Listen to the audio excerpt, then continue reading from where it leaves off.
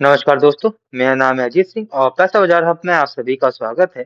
आज हम दो म्यूचुअल फंड की बात करेंगे, एसबीआई कॉन्ट्रा फंड और आईसीआई प्रूडेंशियल वैल्यू फंड। दोनों ही फंड्स को कंपेयर करेंगे स्ट्रेटेजिक और रिटर्न्स और बहुत सारे फैक्टर्स पर। सबसे पहले बात कर लेते हैं कि स्ट्रेटेजी डिफरेंस दोनों में क्या स्ट्रेटेजी का डिफरेंस है। सबसे पहले बात करते हैं एसबीआई कॉन्ट्रा फंड की। ये एग्रेसिव स्ट्रेटेजी को फॉलो करता है, इन्वेस्ट करता है टर्न अराउंड स्टॉक्स में, मतलब कि ऐसे स्टॉक में जो नेगेटिव सेंटिमेंट्स में चल रहे हैं, और वो इन्वेस्ट करता है। इनका वेरी हाई पोर्टफोलियो चर्न है 217% का। सुटेबल है एक्टिव इन्वेस्टिंग और टेक्निकल्स के लिए। जबकि आईसीआई प्रूडेंशियल वैल्यू फंड की बात करें, ये फॉलो करते हैं कंजर्वेटिव वैल्यू इन्वेस्टिंग अप्रोच को, फोकस करते हैं फंडामेंटली स्ट्रांग और अंडर वैल्यूड कंपनीज के अंदर। लो पोर्टफोलियो चर्न है 44% का। Long term by and hold style को फॉलो करते हैं ये अपने पोर्टफोलियो में। अब हम करते हैं पोर्टफोलियो कंपोजिशंस की। तो मार्केट कैप एक्सपोजर की बात करें, एसबीआई कॉन्ट्रा फंड में मोस्टली ये लोग लार्ज कैप में इन्वेस्ट करते हैं, साथ में ही 25% मिड कैप और स्मॉल कैप में इन्वेस्ट करते हैं, हायर ग्रोथ और हायर रिस्क के लिए।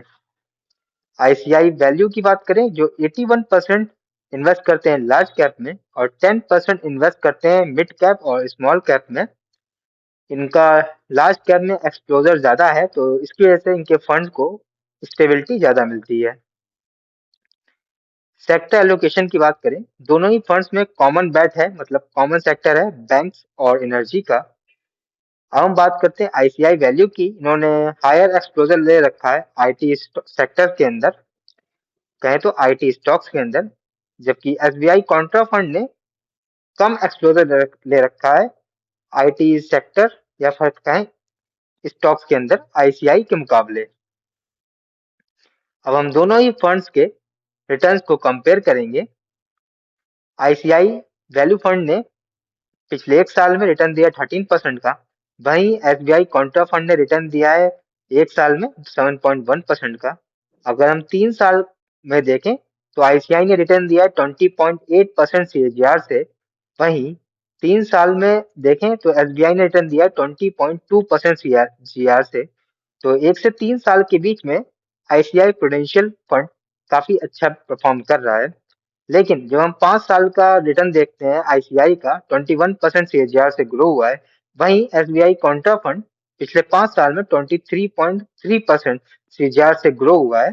तो कहें लॉन्ग टर्म में एसबीआई कॉन्ट्रा फंड अच्छा परफॉर्म कर रहा है। एक्सपेंस रेशियो की बात करें तो 0.96% है, जबकि आईसीआई का है 0.69%।